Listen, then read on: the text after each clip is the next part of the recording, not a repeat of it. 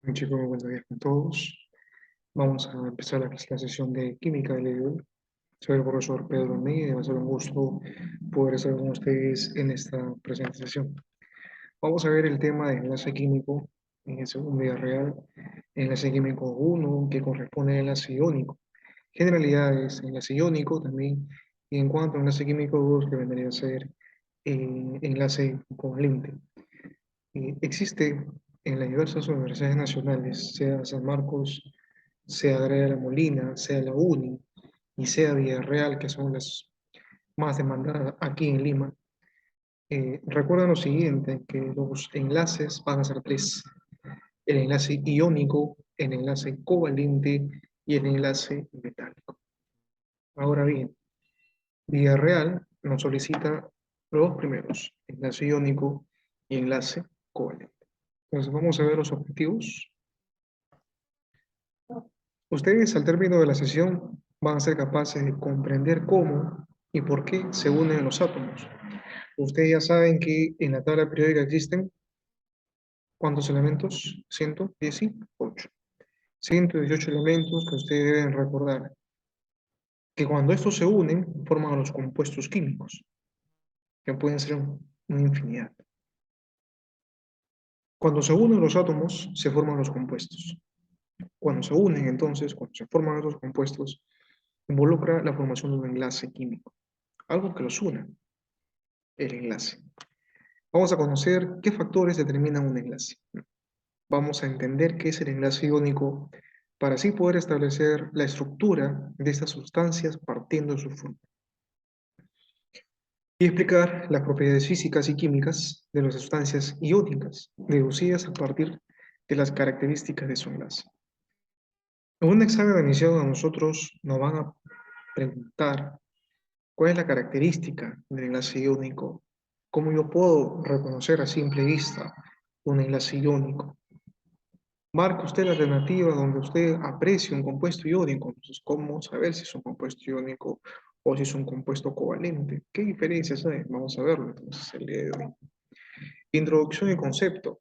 Vamos a ver aquí entonces, les pregunto, ¿no? ¿Qué sustancias comúnmente hallamos en casa? Por el agua, ¿cierto? La sal común, ¿no? Un rico pollo a la brasa, una que sazonar las papitas, ¿cierto? El plomo, por ejemplo, obviamente todos tenemos plomo en nuestra casa. Sí, sí, sí, en la electricidad, las palancas, ¿no? Las palancas. En la palanca general probablemente, plomo. Recuerda que el agua es esencial en la vida de la planta, ¿no? Evitando que se marchiten, etcétera. En este caso, por ejemplo, ¿cuál es la fórmula del agua? ¿No? H2O. Hay dos hidrógenos, un oxígeno. Y recuerda que el enlace que permite la unión entre los átomos del agua, H, oxígeno, no te olvides que puse una pregunta de emisión. Es el enlace covalente. Enlace covalente. Por ejemplo, ¿no? El átomo de oxígeno y hidrógeno unidos por enlace covalente. El agua tiene características, ¿no? El agua tiene una característica de que hierve, tiene una temperatura de ebullición de los 100 grados Celsius. En el caso, por ejemplo, de la sal común, que es la sal de mesa, o el cloruro de sodio, ustedes pueden ver el sodio y el cloro se unen para formar digamos, el cloruro de sodio, ¿no? La sal común, la sal de mesa, está formado por el ion sodio y el ion cloro y unidos por enlace iónico. Y fíjate que este que presenta enlace covalente hierve a los 100 grados centígrados, ¿no? Que en química es una temperatura baja. Y en cambio aquí, por ejemplo, algo que está unido mediante enlace iónico se derrite a 801 grados centígrados. Y en química ese es alto, ¿ya? O de repente el plomo, ¿no? Que presenta en el fusible, cuyo fin es proteger los electrodomésticos. Los átomos de plomo están unidos entre sí por enlace metálico. Ahí está la presentación de los tres tipos de enlace que te había mencionado. Sin embargo, vía real nos piden solamente enlace iónico y enlace covalente. Entonces, las diferentes propiedades, sea por ejemplo a qué temperatura hierve un compuesto o qué características presenta una sustancia, va a depender entonces del tipo de elementos que lo constituyen y también del tipo de enlace químico que unen a sus átomos. Quiere decir que si, por ejemplo, tengo una sustancia iónica, es decir, aquel que presenta enlace iónico, tendrá diferentes propiedades con respecto al que presenta enlace covalente. Dependiendo si presenta enlace iónico o enlace covalente, entonces voy a determinar qué propiedades podría tener dicha sustancia, en las cuales yo puedo deducir en un examen de admisión. Pero también va a depender no solamente de qué átomos son, sino también del enlace, sino también dependerá de la proporción en que se unan los átomos. Por ejemplo, ustedes saben, por las primeras clases que hemos visto de materia, que había el fenómeno de alotropía, ¿cierto? El COPS, carbono, oxígeno, fósforo, azufre, ¿son los únicos? No, hay más. Pero son los más preguntados en vida real. Pero recuerden que el oxígeno se puede presentar de dos formas, ¿no? Uno, por ejemplo, el oxígeno O2, que es el oxígeno molecular, le llama, y el otro es el ozono. El O2, por ejemplo, es vital en la subsistencia de los seres vivos, ¿no? Necesitamos respirar oxígeno, si no morimos. No filtra los rayos ultravioletas, en cambio el ozono sí lo hace, ¿no? Hay una capa que nos protege de esos rayos ultravioletas, etcétera. El oxígeno es vital. ¿Qué cosa es vital? Que es necesario para la vida. En cambio, el ozono es, apenas uno lo respira, es tóxico, o sea, es venenoso. Nos irrita los ojos, nos irrita las mucosas, nos asfixia, nos asfixiaría si respiráramos un poco de ozono de la capa que me refiero. Este sí filtra los rayos ultravioletas. Te das cuenta que tan solo la diferencia de un solo átomo, este es dos, acá hay dos oxígenos, y aquí a la derecha presentas tres oxígenos. Te das cuenta que el simple hecho de que de la carencia de un solo átomo de oxígeno cambia todas las cosas. Uno es vital, uno te permite la vida, otro te permite la muerte. Entonces, por tan solo un átomo de oxígeno que lo diferencian, el oxígeno molecular, el O2 y el ozono, poseen propiedades muy diferentes. Y aquí hay una preguntita que te hago. ¿Y qué es el enlace químico? Entonces, hemos venido acá a aprender en el examen de admisión, CEPREVI, ¿qué es el enlace químico? Entonces, es una fuerza eléctrica. Entonces, son fuerzas de carácter electrostático, fuerzas de carácter eléctrico. Eso es un enlace químico. Primera pregunta, examen. Pero también tiene un predominio de fuerza magnética. Pero un enlace químico entre fuerza eléctrica y fuerza magnética, principalmente fuerza eléctrica. Entonces, cuando te pregunte, ¿de qué trata el enlace químico? Bueno, son fuerzas eléctricas y magnéticas, pero predominantemente es una fuerza eléctrica, electrostática. Ten en cuenta eso. Que obviamente vamos a enlazar, vamos a unir a los átomos. Y cuando nosotros unimos a los átomos, pregunta de examen, se formarán nuevas sustancias con mayor estabilidad, ¿correcto? Entonces, cuando uno forma enlace químico, uno tiene que preguntarse, ¿por qué yo formaría o por qué los átomos formarían enlace químico? Y la respuesta es sencilla, para ser más estables. Porque estando solo los átomos son medio así alocados, un poquito así, así es, así pregunta. Entonces son inestables. Se forman en un enlace para estabilizarse. De un estado de mucha energía, mucha energía, pasan a un estado de menor energía, por lo tanto, de mayor estabilidad. Ese es el objetivo del enlace químico. Alcanzar, formar nuevas sustancias para que éstas sean más estables y tengan menor energía. Punto. Ese enlace químico, ¿de acuerdo? Este enlace químico, hemos dicho, va a depender de dos fuerzas. La fuerza eléctrica y la fuerza magnética, pero predominantemente la fuerza de carácter eléctrica, electrostática, como te mencionaba. Y este gráfico es súper sencillo, lo que les estoy diciendo de entender. Miren ustedes el hidrógeno, dos átomos de hidrógeno, uno aquí y uno acá. ¿Qué diferencia hay entre estos átomos de hidrógeno de arriba y los átomos de hidrógeno que están abajo? La diferencia es que los que están arriba están separados y los que están abajo están juntos, están unidos.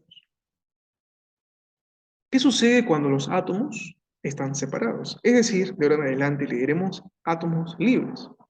¿Qué pasa cuando los átomos de hidrógeno están libres o en general están separados, están sólidos? Hay una alta energía, entonces te dije, ¿no? Cuando están solos los átomos, hay una alta energía. Y es por eso que esa alta energía debe ser suprimida. ¿Y cómo nosotros liberamos esa energía? ¿Cómo disminuimos esa energía? De un momento de alta energía, ¿cómo bajamos esa energía? A través del enlace del enlace, ¿no? Del enlace químico. Fíjate ahora que estando los átomos separados o libres es alta la energía. Y estando los átomos unidos es baja la energía. Te pregunto, entonces, cuando hay enlace químico, hay un proceso de liberación de energía. ¿Por qué? Porque pasamos de un momento donde hay alta energía, pasamos a una baja energía. Te pregunto, bajó la energía. ¿A dónde se fue la energía? Se liberó, se fue. Entonces, como se libera energía, recuerda, ¿cómo se llamaba ese proceso donde se liberaba energía? ¿Endotérmico o exotérmico? Muy bien, exotérmico. Cuando se libera energía, hablamos de un proceso exotérmico. Por lo tanto, tú debes recordar que la formación de un enlace químico tiene algunas características. En resumen, para un examen de admisión diremos, el enlace químico, uno, son fuerzas predominantemente, principalmente electrostáticas, eléctricas. Dos, se forman nuevas sustancias. Tres, hay que alcanzar mediante este enlace químico mayor estabilidad. Cuatro, la formación del enlace químico es un proceso exotérmico. Son generalidades muy importantes según el examen de admisión. Marca usted verdadero o falso. A, B, C, D, E. 1, 2, 3, 4.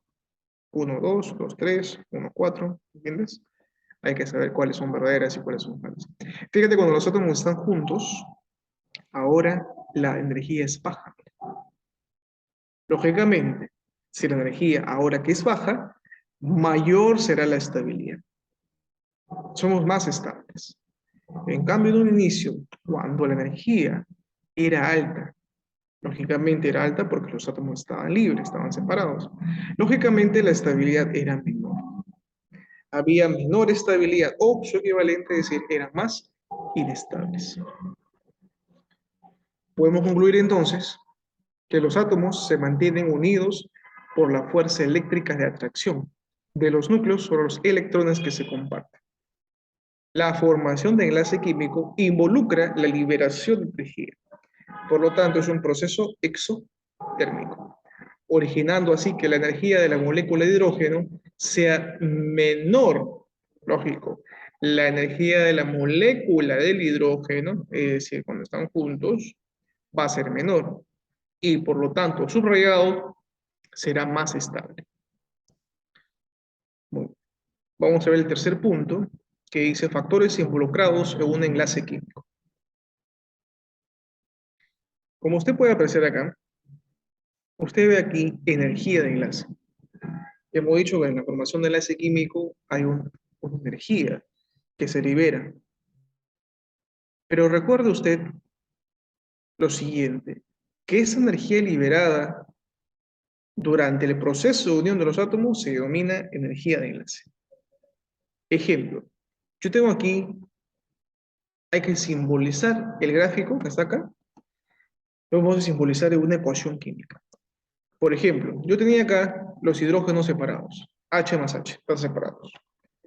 Forman enlace, ahora están juntitos, y se liberó esa energía, se botó esa energía para que sean más estables. Eso lo voy a escribir en una ecuación química. Tengo hidrógeno más hidrógeno, fíjate que están separados. Después de que ocurre la reacción química, el hidrógeno yo no pongo H más H, no coloco H2. Quiere decir que este hidrógeno con ese hidrógeno se han unido en una sola molécula. Y acá al costado dice más 432 kJ por mol. La pregunta es, ¿qué es eso? Esto que dice acá, KJ, acá se movió un poquito. Bueno, KJ, kilojoule por mol, significa la energía que se ha botado, que se ha liberado. Entonces se libera 432 kJ por mol. Esa es la energía que se requirió como mínimo para que estos átomos se unan, forman enlace químico. Y ya está. Pero recuerden que esa misma energía que permitió que los átomos se unieran, así como yo los uní, yo los puedo separar otra vez. La pregunta es, ¿cuánto energía requiero yo para yo poder separarlos otra vez? Y la respuesta es la misma. Recuerden que la energía de enlace, es decir, la energía de unión, va a ser igual que la energía de separación, la energía de ruptura de enlace. Si yo quiero romper ese enlace, tendré que utilizar como mínimo, tendré que utilizar la misma energía que yo requerí para unirlos. Eso se llama energía de enlace. Ahora, a mayor energía de enlace, como usted puede apreciar acá, más intensa será la unión de los átomos. Y en consecuencia, también será más difícil romper o separar los átomos. Eso es lógico. Mientras más te cueste unir algo, mientras más energía tú le hayas metido puncha al enlace, obviamente vas a requerir, si quieres sumamente separarlos, vas a requerir también ese mismo punche, ¿me entiendes? Es por eso que aquí te ponen un ejemplo de examen de admisión. Sigue por acá. Yo veo acá que el hidrógeno en los tres casos se ha unido a un elemento distinto. Como tú puedes reconocer, entonces el hidrógeno se ha unido con el bromo, el hidrógeno se ha unido con el flúor y aquí el hidrógeno se ha unido con el carbono. Si tú comparas numéricamente, te das cuenta que el menor número es 366. Luego le seguiría el 414 y luego seguiría el 568. Te das cuenta lo siguiente. Quien tenga menor energía, quien tenga menor energía, lógicamente va a ser más fácil de separar, ¿no es cierto? Va a ser más fácil de romper. Quien tenga mayor energía va a ser más difícil de romper. No vas a poder porque hay que meterle más energía para separarlos, ¿entiendes? Entonces, si tú ordenas acá 366 kilojoules, que le corresponde al enlace entre el hidrógeno y el bromo, luego le seguiría el 414, que le corresponde al enlace entre el hidrógeno y carbono, y luego le seguiría el mayor, que sería 568 kilojoules por mol entre el hidrógeno y el flúor. Quiere decir que ¿quién va a ser más difícil de romper? El que presenta mayor energía de enlace. En este caso, como el 568 es el mayor entre los tres que estamos comparando, quiere decir entonces que el hidrógeno y el flúor tienen un enlace un poco más difícil de romper porque la energía que se requirió para ese enlace fue mayor. ¿Está claro? En palabras sencillas, quien tenga el mayor, quien tenga la mayor energía de enlace, será más difícil de romper su enlace. Espero que haya quedado claro. Vamos a ver esta parte entonces que nos mencionan aquí. Nos dicen por acá, los electrones de valencia. Nosotros ya debemos de conocer este concepto. Recuerden que los electrones de valencia son los electrones que existen en la mayor capa, en el mayor nivel de energía.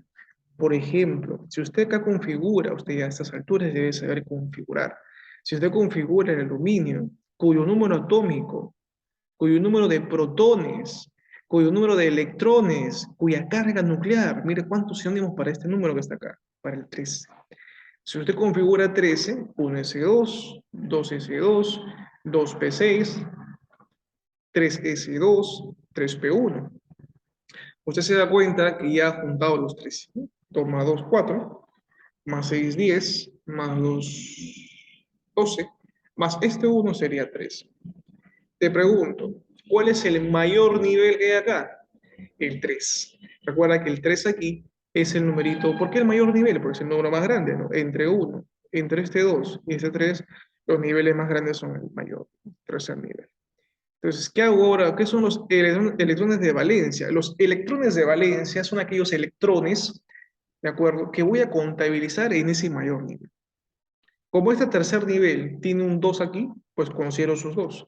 Y como este tercer nivel tiene un 1 aquí, considero el 2 más 1. Entonces tienes 3 electrones de valencia.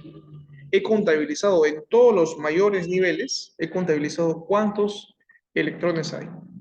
Pues aquí la respuesta sería, hay 3 electrones de valencia. ¿Correcto? Muy bien. Vamos a ver otro ejemplo. Quiero configurar el yodo 53. Ustedes recordarán la configuración electrónica simplificada, ¿de acuerdo? Que debemos que practicarla mucho. Debemos de practicarla mucho y había pues una, digamos, una mnemotecnia que les enseñé, ¿no? Hermosa nena argentina quiere cenar con Ramón. Hermosa de helio, neón, argón, criptón, xenón y radón. Son 6 gases nobles, 6 elementos del grupo 8A, los gases nobles, también llamados gases raros, gases inertes, gases monoatómicos. O sea, por ejemplo, acá estoy configurando el yodo 53 porque vamos a utilizar el criptón, por ejemplo. Recuerda que el argón 18 me queda muy chico, el criptón 36. Luego seguiría el xenón, ¿no? Entonces, el xenón 54, se pasó 54. Entonces utilizo uno que esté por ahí nomás, criptón. Criptón 36, 5s2, 4d10, hasta ahí voy 48, ¿no? Mira, 36 más 2, 38. Más 10 sería 48 y más 5 sería 53. Entonces hasta ahí voy 53. Listo, completé mi configuración electrónica. Entonces me pregunto, ¿cuál es el mayor nivel? El mayor nivel es 5. Entre 5 y 4 es 5. Entonces contabilizo todos los exponentes que hay en los 5, que todos los 5 quiero ver. Como he determinado que el 5 es el mayor nivel, entonces veo cuando acá hay 2, acá hay 5. 2 más 5, 7. Quiere decir que los electrones de valencia son 7. Entonces, ¿qué son electrones de valencia? Van a ser aquellos electrones que se van a encontrar en el último nivel de energía, en el mayor nivel, o también se le conoce como capa de valencia, porque íbamos a encontrar a estos electrones de valencia. Simplemente sumar todos los números que hay en el número mayor. Listo. ¿Correcto? Entonces, para los elementos del grupo A, ustedes recuerden que la tabla periódica tradicional se clasificaba en 16 grupos y la tabla moderna, actual, o según UPAC, se dividía en 18 grupos o familias. Pero siguiendo lo tradicional, digamos, la nomenclatura tradicional, recuerden que hay 8 grupos A y 8 grupos B. En este tema nosotros trabajaremos con los grupos A. Recuerden entonces que el número de grupo tradicional es el número igual al número de electrones de valencia. Quiere decir que si, por ejemplo, el aluminio 13 presenta 3 electrones de valencia, quiere decir que se ubica en el 3A. Es un numerito y le coloco A mayúscula, 3A, ¿no?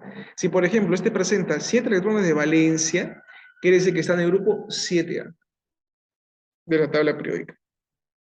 Bien. Algo muy importante que quiero mencionarles es que para estudiar de manera sencilla estos enlaces, etcétera, hay algo que ustedes le van a preguntar. Y ese algo que ustedes le van a preguntar se llama, lo estudió el químico G. Lewis. Lewis se llama. Y recuerda que Lewis es una representación de estos electrones de valencia a través de puntos y a través de aspas. Cualquiera es válido, punto o aspa. Generalmente nosotros utilizamos los puntos, es más rápido, demora menos tiempo. Por ejemplo, en el caso de este aluminio que hemos trabajado, hemos dicho que presenta 3 electrones de valencia. Como presenta 3 electrones de valencia, le voy a colocar entonces 3 puntitos alrededor. 1, 2, 3. Al aluminio. Coloco el símbolo del elemento y le coloco los puntitos que me están representando los electrones de valencia que este presenta. Por ejemplo, el yodo. En el caso del yodo, yo aquí he determinado, cuando he configurado, he determinado que existen 7 electrones de valencia. Lo que quiere decir que le voy a dibujar 7 puntitos. 1, 2, 3, 4, 5, 6, 7. 7 puntitos, como tú puedes corroborar, ¿no? Aquí se ha movido un puntito. Aquí debe ser 1, 2, 3, 4, 5, 6. Acá falta un puntito. No te preocupes, que ahorita le pongo, ¿no? No te preocupes. Vamos a ponerle acá un puntito. Ahí está el puntito. 7 electrones de valencia. Ya, para que no te quedes. Listo, vamos. Quiere decir entonces que hemos dicho que hay 8 grupos A en la tabla periódica, ¿sí o no? Listo, el 1A, ¿te acuerdas cómo se llamaba el grupo 1A? Metales alcalinos.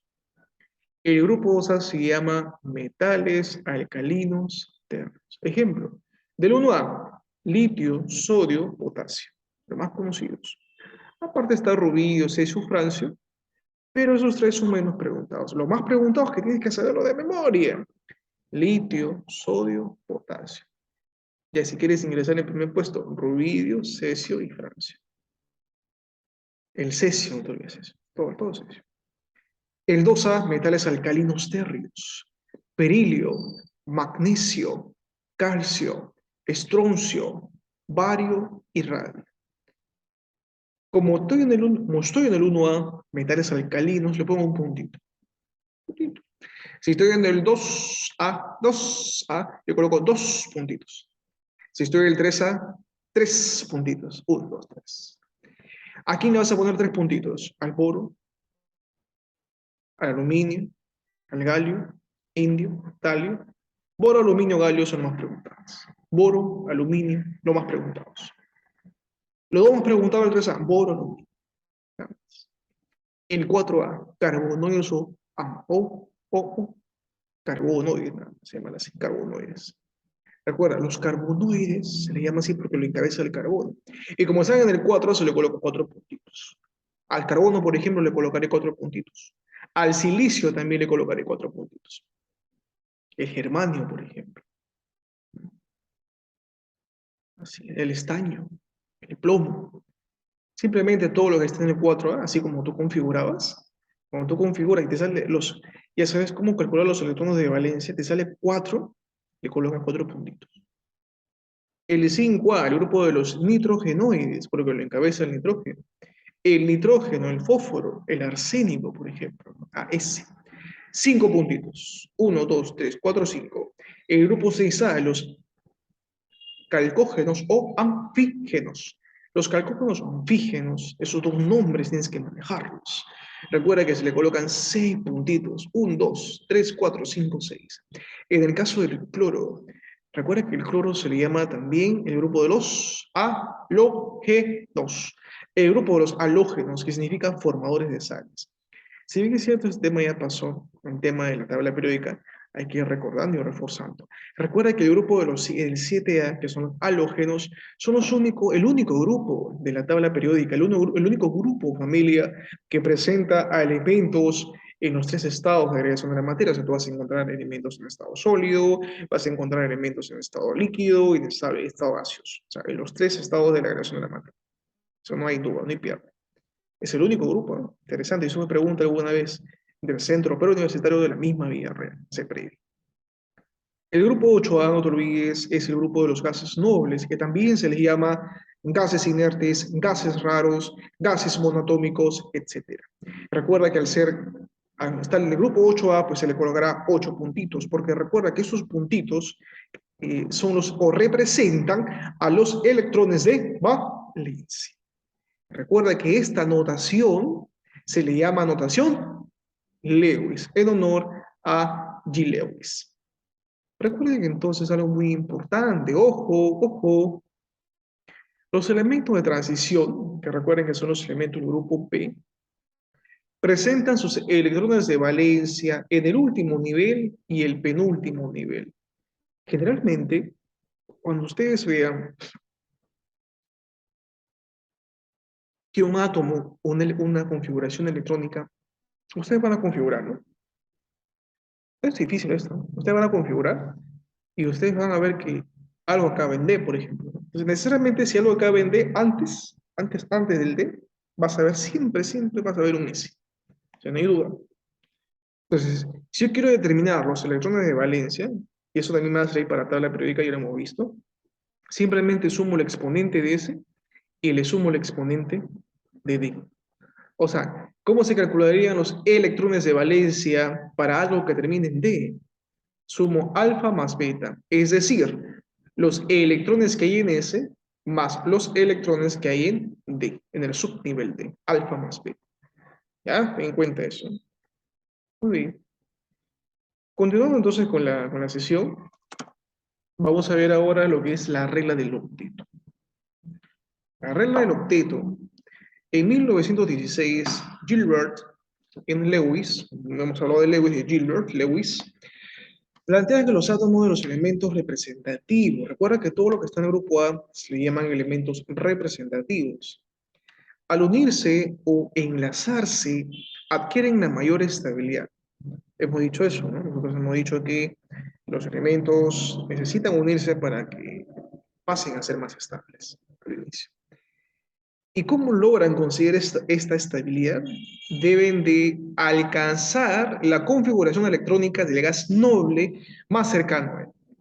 Quiere decir que tienen que llegar a 8 electrones en el último nivel, a excepción del helio. Recuerden que la mayoría de átomos van a querer llegar a 8. Acuérdense ese término. Vamos a llegar a 8, queremos llegar a 8, a 8, 8, 8. Todos quieren llegar a 8, a excepción de dos elementos, el hidrógeno y el helio.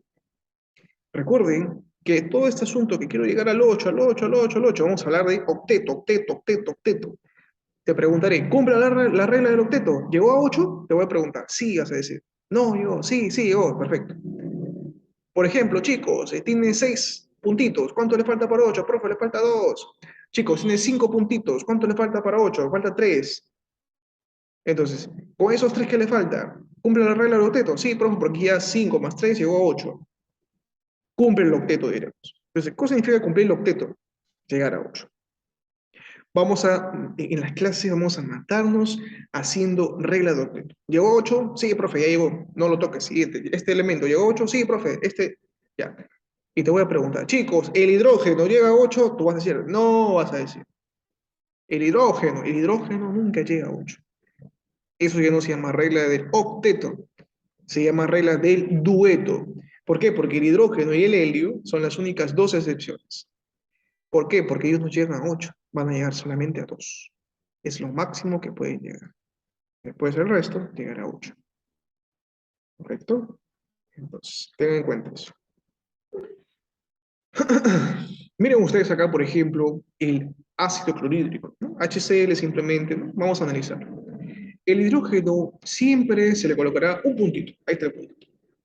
En el caso del cloro, ¿por qué le coloco 7 puntitos? Ah, ese es el concepto, pues. Recuerda que el cloro está en el grupo 7A.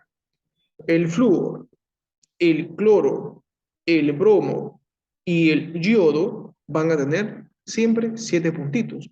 ¿Por qué? Porque están en el grupo 7A. Entonces, como yo tengo que conocer al elemento. Entonces, como yo sé que el cloro, en mi tema de tabla periódica, que ya estudié, está en el grupo 7A, es un halógeno. Entonces, como está en el 7A, le coloco 7 puntitos. Ahí están. 1, 2, 3, 4, 5, 6, 7. Ahí está, 7 puntitos. Entonces, la pregunta es, este cloro tiene 7, pero debemos de cumplir algo llamado la regla del octeto. Tengo que llegar a 8, dices. Profe, tengo 7, ¿cuánto me falta para 8? Me falta 1. Con 1, el cloro llega al octeto, llega a 8. Y por lo tanto, se acabó la cosa. Te pregunto, a este cloro le falta 1. Ahora, fíjate, al hidrógeno, recuerda, el hidrógeno y el helio son los únicos que no llegan a 8, sino llegan a 2. ¿Por qué? Porque tiene que cumplir la regla del dueto. Entonces, el hidrógeno tiene 1. La pregunta es, ya no dices cuánto le falta a 8, dices cuánto le falta para hacer 2. ¿Cuál es tu respuesta? Le falta 1. Oye, al hidrógeno le falta 1. Mira, le falta 1 para el dueto, para hacer 2. Y al cloro le falta 1 para el octeto. ¿Qué hago ahora? Fácil. Este hidrógeno este hidrógeno le falta 1 y este cloro le falta 1. Entonces ambos pueden complementarse.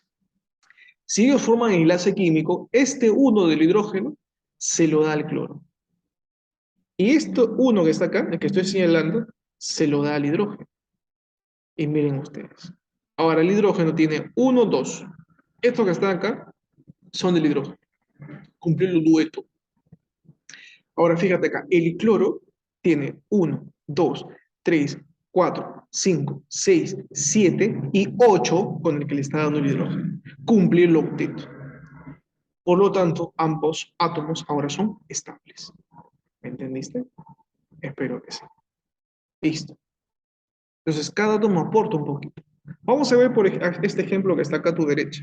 Dice, ejemplo, por ejemplo, a formación de la molécula de oxígeno, O2. El oxígeno Como dice acá O2, pues coloco un oxígeno a la izquierda y coloco uno a la derecha, porque hay dos átomos de oxígeno, dice, ¿no? Entonces la pregunta es, ¿cuántos puntos le coloco al oxígeno? Entonces tienes que conocer eso. Entonces la pregunta es, ¿el oxígeno cuánto le coloco? Pregunta, ¿en qué grupo está el oxígeno? En el 6A. Recuerda, oxígeno, azufre, el teluro, tienen, están en el 6A. Entonces, como están en el 6A, te pregunto, ¿cuántos puntos se le coloca? Se le coloca 6 puntos, pues. Entonces, por ejemplo, acá coloco 6 puntitos. 1, 2, 3, 4, 5 y 6. Luego acá el oxígeno. 1, 2, 3, 4, 5 y 6. Te pregunto, te pregunto, ¿cuánto le falta a este oxígeno para llegar a 8? Para cumplir el octeto. Le falta 2, ¿sí o no? A esta le falta también 2 para cumplir el octeto. ¿Me entiendes? Esa es la idea. Entonces, si ellos forman un enlace, fíjate ahora, tengo 1, 2, 3, 4, 5, 6. Fíjate los rojos, ¿ah? Esos 6 rojos son de este oxígeno. Pero con estos dos sería 7 y 8. Este de acá cumplió el octeto, llegó a 8. Ahora fíjate acá. Los azules nada más, 1, 2, 3, 4, 5, 6. Con este que le está compartiendo 7 y 8. Te das cuenta que compartiendo ambos llegan al octeto. Cumplen el octeto.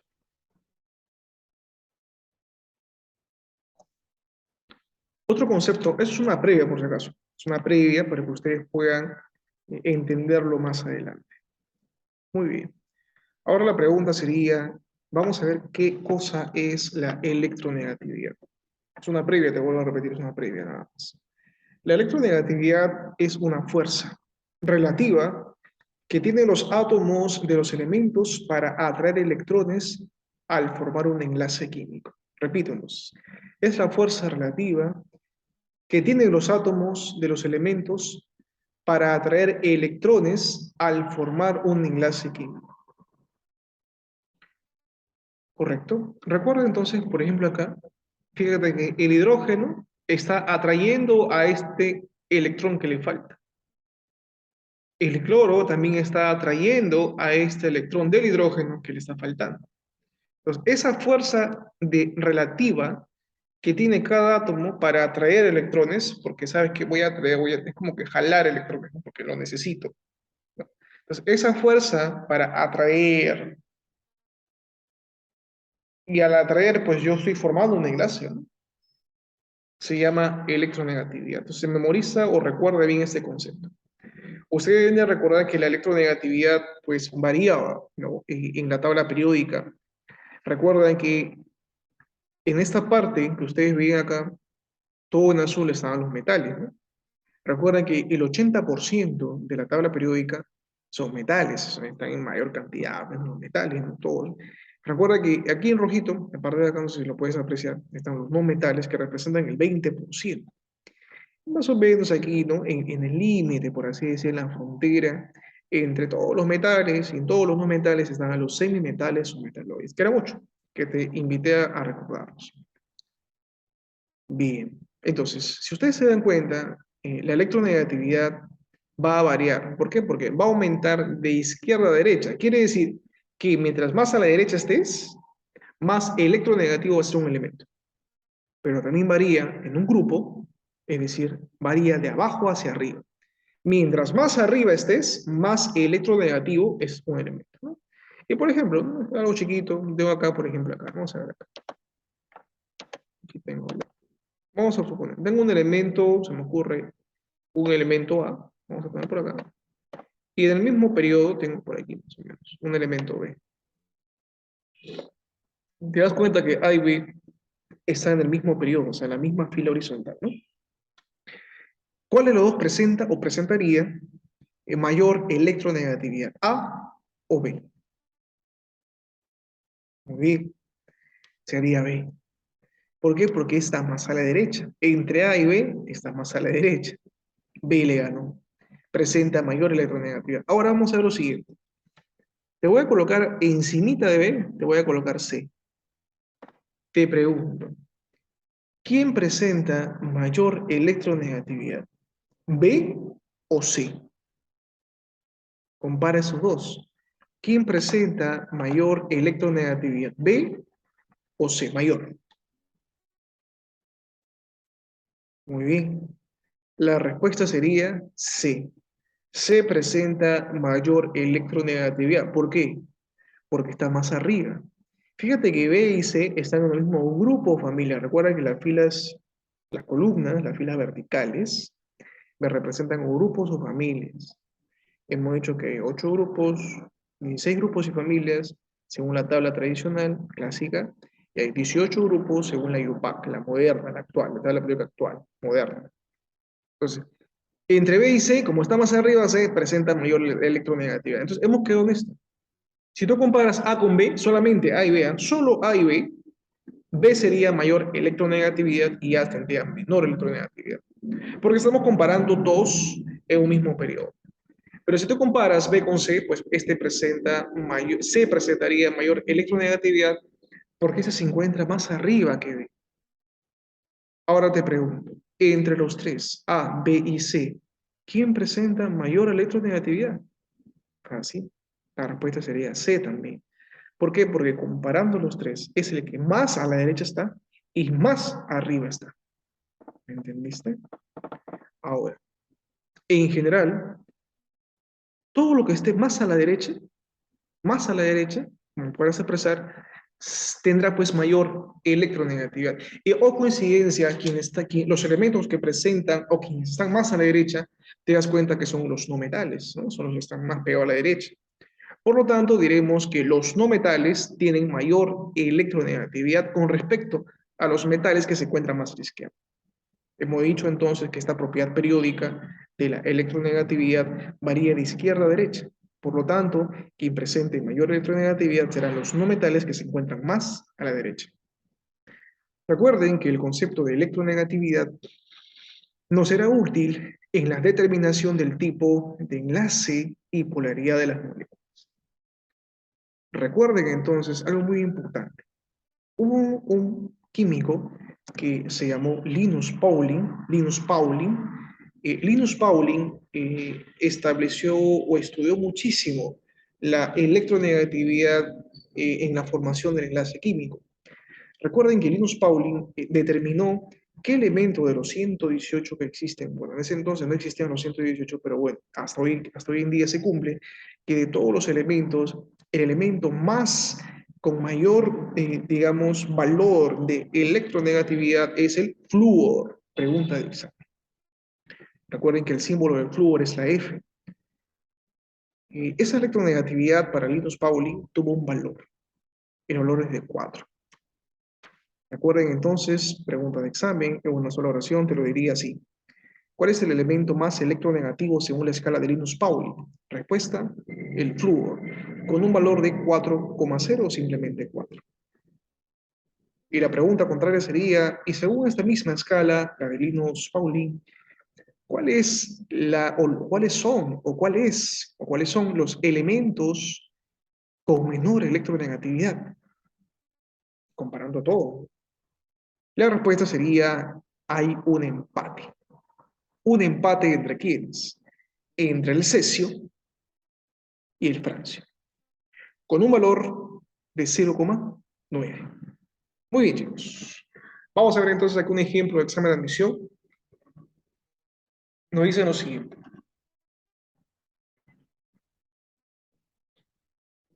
Ordene en forma creciente a la electronegatividad de los siguientes elementos. Aquí te damos al selenio, cuyo número atómico es 34. Tenemos aquí al calcio, cuyo número atómico o carga nuclear es 20. Tenemos al oxígeno, cuyo número atómico es 8. Fíjate que estos números atómicos a nosotros nos los proporcionan para que ustedes puedan hacer la configuración electrónica, hacer la C.E, ¿no? La CE. Si ustedes configuran el selenio 34, ustedes van a utilizar el argón, ¿no? Argón 18, 4S2, 3D10, 4P4. Si ustedes se dan cuenta, ustedes suman 18 más 2, te sale 20, más 10, 30, y más 4, 34. Ahí están los 34 que nos están dando al inicio. La pregunta es, ¿en qué periodo de la tabla periódica se ubica? Fácil, Entre 4 y 3, ¿cuál es el mayor? 4. Entonces pongo cuarto periodo. Profesor, ¿cómo sé en qué grupo está en la tabla periódica? Fácil. Como yo sé que mi mayor nivel es 4, entonces contabilizo los electrones de valencia. ¿Qué significa los electrones de valencia? Contar los exponentes de ese número 4 que me salió mayor. Entonces, coloco 2 acá, más 4 acá, sería 6. Coloco simplemente 6 acá. Así nada más. Muy bien, otra forma muy práctica de saber dónde es el grupo o familia es que cada vez que acaba en P, cada vez que tú ves que acaba algo en P, ¿de acuerdo? Cada vez que acaba en P, si acaba en P y termina, por ejemplo, acá, P4, a ese 4 le sumas 2, 4 más 2, 6, listo, 6A. Vamos a configurar el calcio. Miren ustedes que el calcio es calcio 20, sería argón 18, 4S2. Si acaba en S1, es 1A. Si acaba en S2, será 2A, como es este caso. No hay más. Si acaba en S1, 1A. Si acaba en S2, 2A. Entonces no hay nada más, porque no hay S3, no hay S4, no hay eso. Si acaba en S1, 1A. Si acaba en S2, 2A. Punto. Listo. Ahora, punto, ¿por qué es cuarto periodo? Es cuarto periodo porque el mayor nivel es 4. El numerito más grande dice que es 4. Es 4, cuarto periodo. Listo. En el caso del oxígeno, configuro, ¿no? 1S2, 2S2, 2P4. Acá, 2 más 2, 4. Más 4, 8. ¿Por qué está en el segundo periodo? Porque el mayor nivel, aquí te lo he puesto en azul, es 2. ¿Y por qué 6A? Te dije, se acaba en P, todo lo que acaba en P, todo lo que acaba en P, toditito lo que acaba en P, su exponente le sumas 2 nada más. Si acá pones que acá veo 4, pues le sumo 2. 4 más 2, 6. 6A, ahí está. Listo. No te hagas problema. Todo lo que acabe en P, toditito lo que acabe en P, súmale 2. Pum. Ahora la pregunta es, voy ordenando. Pues yo sé que esta está en el cuarto periodo. Tengo dos elementos de estos que están acá, que están en el cuarto periodo, el selenio y el calcio. Cuarto periodo, cuarto periodo. Y fíjate que uno está en el segundo periodo. Además, si te das cuenta, tengo a dos elementos que están en el mismo grupo. En el caso del selenio, está en el 6A. Es un calcógeno antígeno. Y en el caso del oxígeno, también está en el 6A. Si te puedes dar cuenta. Muy bien. Entonces, si te das cuenta, este oxígeno está en el 6A, pero está en el segundo periodo. Entonces cuenta. Uno, 2. Y está en el periodo 2, pero está en el grupo 6A. Ahí lo coloco oxígeno. En el caso del selenio, está en el cuarto periodo. Entonces cuento. Uno, 2, 3, 4. Pero está en el segundo, en el 2A. Coloco cuarto periodo y 2A. Ahí está el calcio. Y en el caso del oxígeno, te dicen que está en el segundo periodo y 6A. Entonces, el segundo periodo sería, cuento, 1, 2. Y me voy al 6A. 6A. Recuerda que empezamos aquí, empezamos con 3A. Aquí empezamos con 4A, 5A, 6A, 7A y 8A. Te pregunto, fíjate que el calcio y el selenio están en el mismo periodo. Te pregunto, comparando igualito, ¿no? ¿Quién presenta entonces la mayor electronegatividad? ¿El calcio o el selenio? Lógicamente, tú me dirás, profesor, el selenio es mayor o más electronegativo que el calcio. ¿Por qué? Porque yo sé que quien está más a la derecha es el selenio. Por lo tanto, el selenio es más electronegativo que el calcio. Oye, pero ¿quién se lo lleva al selenio? El oxígeno. ¿Por qué? Porque entre el selenio y el oxígeno, quien está más arriba es el oxígeno. Por lo tanto, quien esté más arriba es el que presente mayor electronegatividad. Entonces, comparando esos tres elementos, hemos deducido que el elemento que presenta menor electronegatividad es el calcio y el mayor el oxígeno. En orden creciente, es decir, de menor a mayor, ordenaremos de la siguiente forma. Calcio, selenio y oxígeno. En orden creciente a la electronegatividad. Muy bien. Muy bien, chicos. Punto de enlace iónico. No se olviden lo siguiente. Vamos a empezar entonces con este enlace. Recuerden, el enlace iónico es una fuerza eléctrica y electrostática que une los iones de cargas opuestas. Cuando hablamos de enlace iónico, se van a juntar dos cosas: un metal y un no metal. Recuerden que el metal, teóricamente, hemos dicho que forma cationes, es decir, aquellos que presentan carga positiva. Y los no metales tienden a formar aniones, es decir, aquellos con iones con carga negativa. Algo muy importante es que este enlace iónico, que también se le llama enlace electrovalente, no se olviden, enlace iónico o enlace electrovalente, eso mismo, te puede aparecer en las alternativas cualquiera de las dos. Y recuerda que aquí la palabra clave es transferencia de electrones. Transferencia. En cambio, en el otro enlace que vamos a estudiar, nada más el covalente, hay compartición de electrones. Y mucho hincapié acá, porque recuerden que transferencia es en el enlace iónico. Y recuerden que covalente hay compartición. Muy bien, recuerden entonces que el enlace iónico generalmente se da entre un elemento metálico y un no metal. ¿Por qué digo generalmente se da entre un metal y un metal? Porque hay excepciones. Generalmente, ¿no? La mayoría de casos es entre un metal y un no metal, pero recuerden, no siempre es así. Va a haber excepciones que usted tiene que llevarse el día de hoy.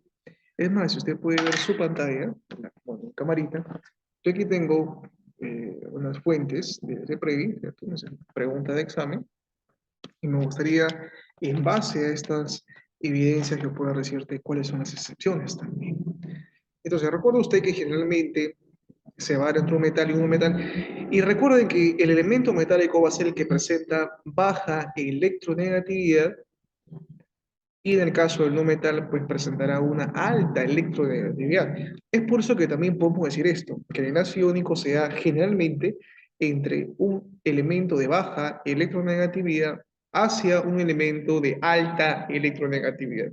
Otra forma de decirlo también es, generalmente se da entre un elemento de baja energía de ionización a alta energía de ionización. Y otra forma de decirlo sería así: generalmente se da entre un elemento de baja afinidad electrónica hacia un elemento que presenta alta afinidad electrónica.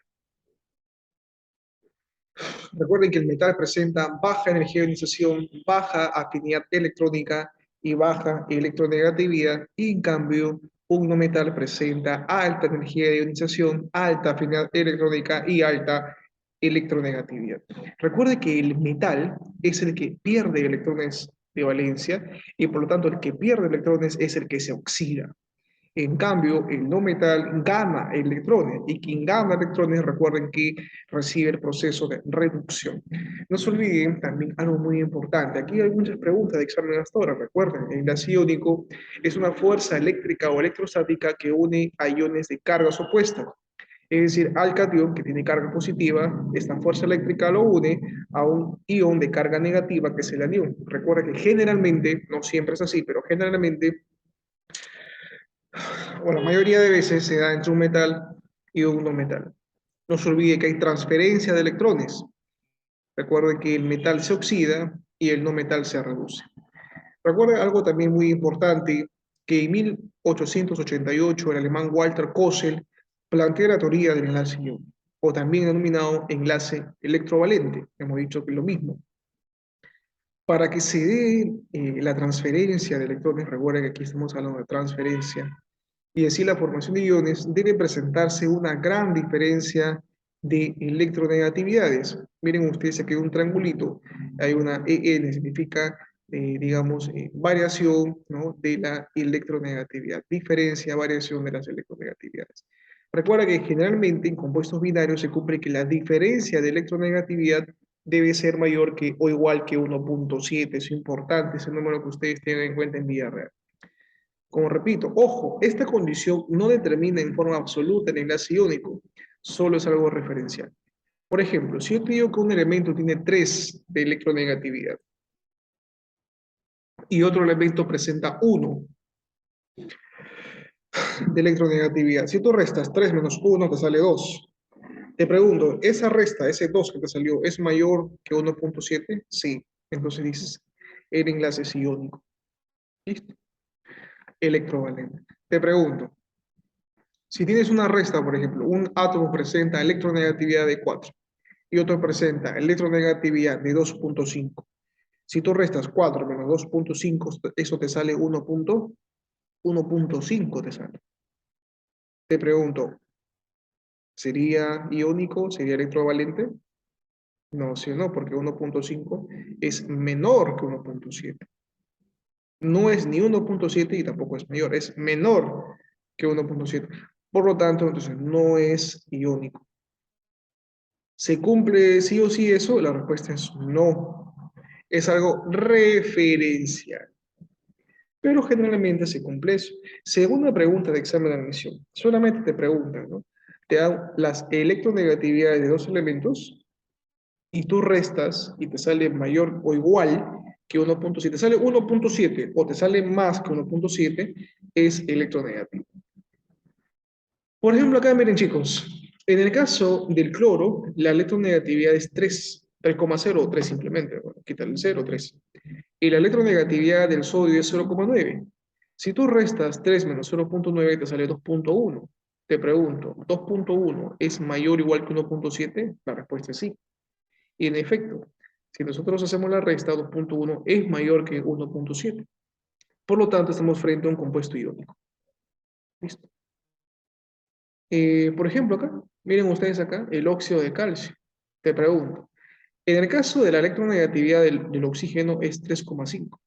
Miren por favor el cursor. Y en el caso del calcio es 1,0. Si tú restas 3,5 menos 1,0, eso es 2,5. Te pregunto, ¿2,5 es mayor que 1.7? Sí, es iónico, ¿correcto? Ahora, esa es una forma de reconocer si es iónico o no. Pero la forma que no te va a permitir equivocarte es ver si es un metal y un no metal. Por ejemplo, en el caso del cloruro de sodio, el sodio aquí es el elemento metálico. En cambio, el cloro es el elemento no metálico, pertenece al grupo 7A, que es los grupos de los halógenos, formadores de sales. En el caso del óxido de calcio, o también llamada cal viva, recuerden, la cal viva es el CaO, ¿no? De una vez vayan porque el siguiente tema es nomenclatura inorgánica. El CaO se le llama cal viva, eso se llama nomenclatura comercial o nombre comercial. El oxígeno es un no metal del grupo 6A, es un calcógeno o anfígeno. En el caso del calcio, es un elemento del 2A, es un elemento alcalino térreo, metal alcalino térreo. Si yo uno metal con uno metal, eso es iónico, eso es electrovalente. ¿Correcto? Muy bien, chicos, correcto. Por ejemplo, ¿no? Si ustedes ven acá, lo siguiente, ¿no? Yo veo aquí, por ejemplo, que si yo hago un el cloro, cuyo número atómico te dicen al inicio que es 17, y el sodio te dicen que al inicio que su número atómico es 11, ¿no? Si yo configuro, en el caso del cloro 17, configuro los 17, ¿no? 1s2, 2s2, 2p6, 3s2 y 3p5.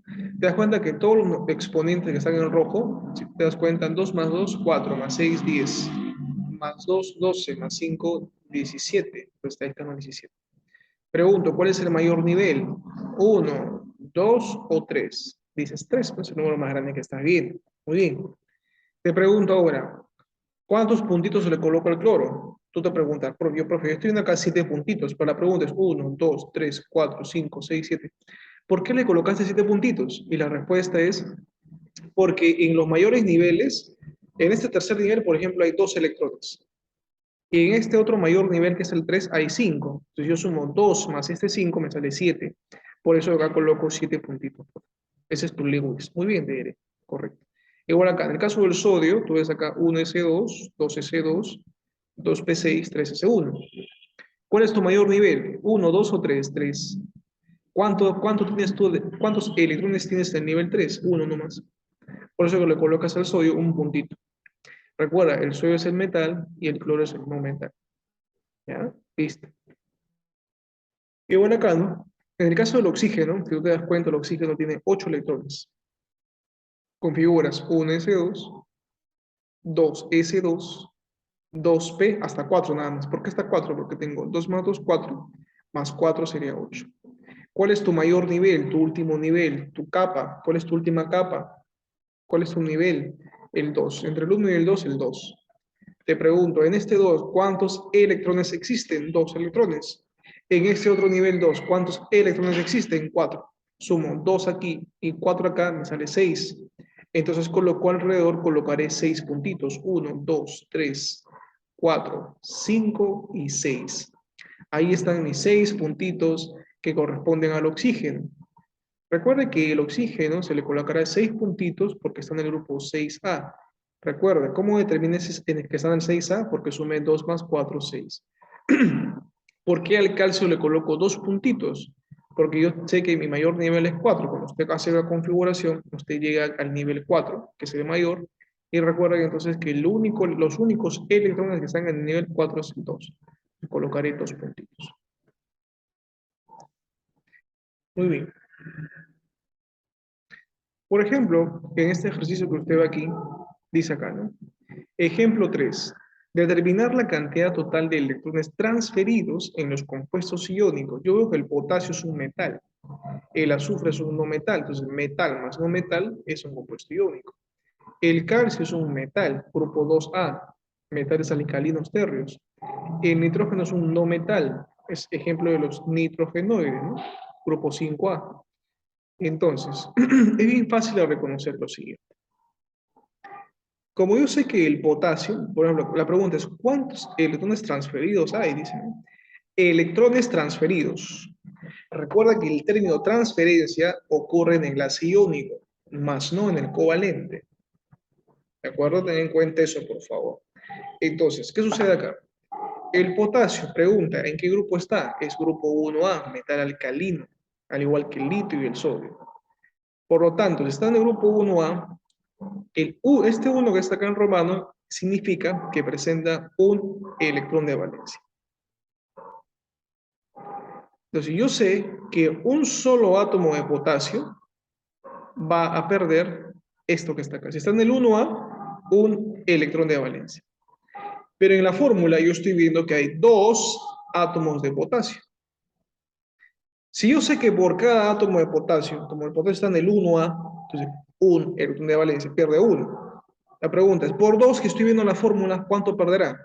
Fácil, 2 también, ¿verdad? Vamos a ver otro ejemplo. O sea, en otras palabras, ¿cuántos electrones transferidos hay acá? 2. Te pregunto, en el caso del calcio, cuál es el grupo del calcio? El grupo es 2A. Ese grupo 2A, ¿de acuerdo? Lo voy a multiplicar por la cantidad de átomos que hay. Por ejemplo, ¿no? Como sé que el grupo 2A está en el 2A, quiere decir que el número de electrones de valencia es 2. Entonces, si cada átomo pierde 2 y yo en la fórmula veo 3, entonces multiplico 3 por 2, serían 6 electrones de valencia, o sea, 6 electrones transferidos. Acá tengo 2 arriba, más 6 abajo, serían 8 electrones transferidos. ¿Está claro? Entonces, ¿cuál es la moraleja? Cada vez que usted vea o te pregunten cuántos electrones transferidos existen, simplemente usted ubique el grupo al que pertenece el metal. ¿Quién es el metal acá? El potasio. El azufre es no metal. ¿Quién es el metal acá? Calcio, nitrógeno. El calcio es el metal, no el nitrógeno. El nitrógeno es un no metal. Pues acá, ¿en qué grupo está el potasio? 1A. Ese 1 que te salió, 1A, multiplícale por el 2 que está bajito. 1 por 2, 2 electrones transferidos. El calcio está en el 2A. Entonces, 2 por el 3 que está bajito del calcio, 2 por 3, 6 electrones transferidos. Entonces tengo 2 electrones transferidos arriba y más 6 electrones transferidos abajo, 2 más 6 serían 8. ¿Correcto? Muy bien. En el caso de la mayoría de compuestos iónicos, como repito, sea entre un metal y un no metal, es lo normal, ¿no? Pero sin embargo, hay algunas excepciones que han sido motivo de pregunta. Entonces, por ejemplo, ¿no? Yo sé que el iónico o electrovalente, que también es lo mismo, es entre un metal y un no metal. Pero si tú te das cuenta, acá yo estoy viendo el átomo de berilio flúor, berilio cloro, berilio bromo, berilio, full berilio, full berilio. En el caso del berilio, recuerda que aquí el berilio es un metal, está en el grupo 2A, y el flúor es un no metal. Entonces estoy viendo un metal que es el berilio y estoy viendo acá un no metal que es el flúor.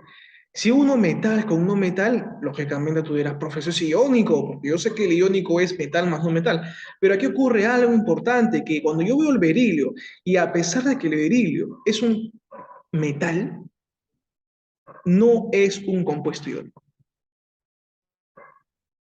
No es. Es un covalente, dirás. Es una excepción.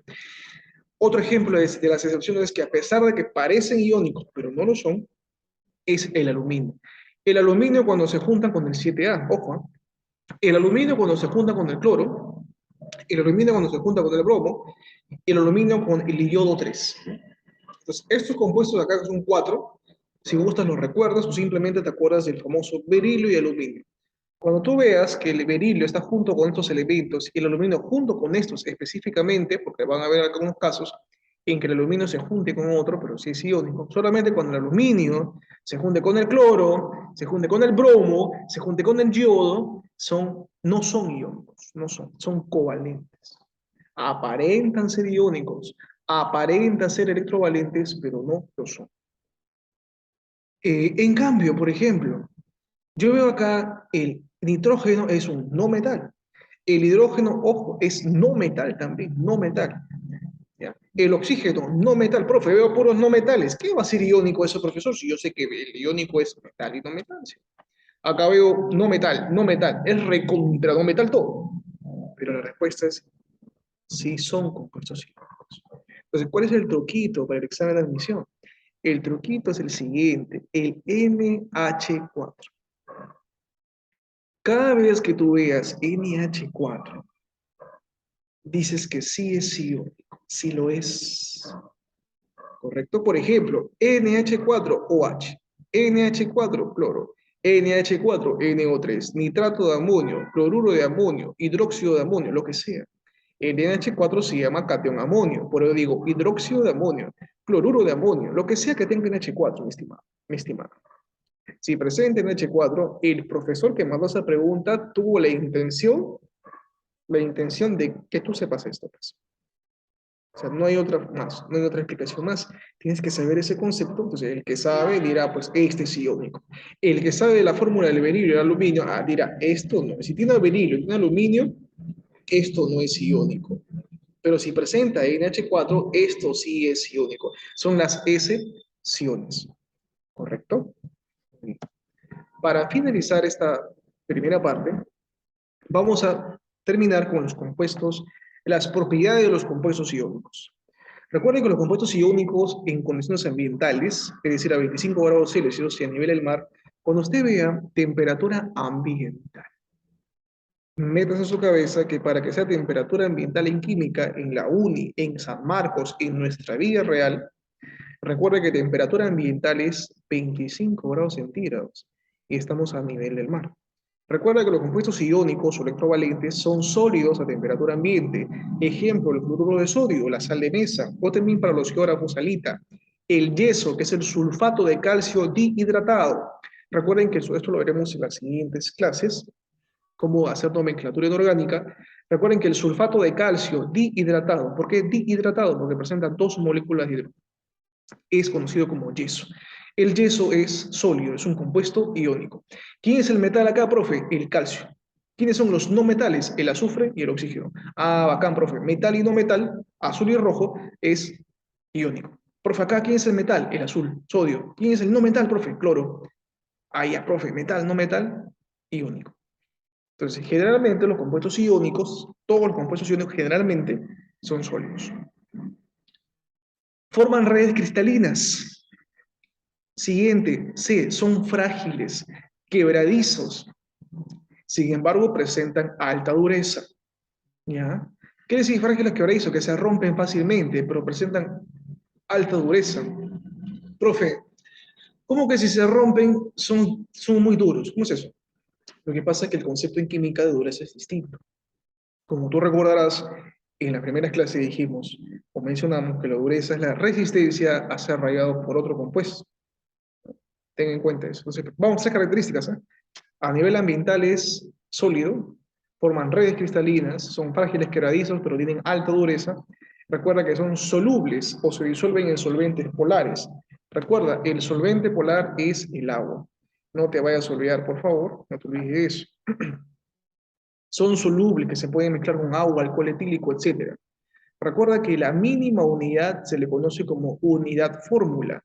Recuerden, por favor, no forman moléculas. Pregunta de examen de admisión. No forman moléculas. No forman moléculas. Los covalentes sí forman moléculas. La siguiente. Recuerda que en estado sólido son malos conductores. Por ejemplo, la sal, que es el cloruro de sodio, en estado sólido es mal conductor, pésimo conductor eléctrico.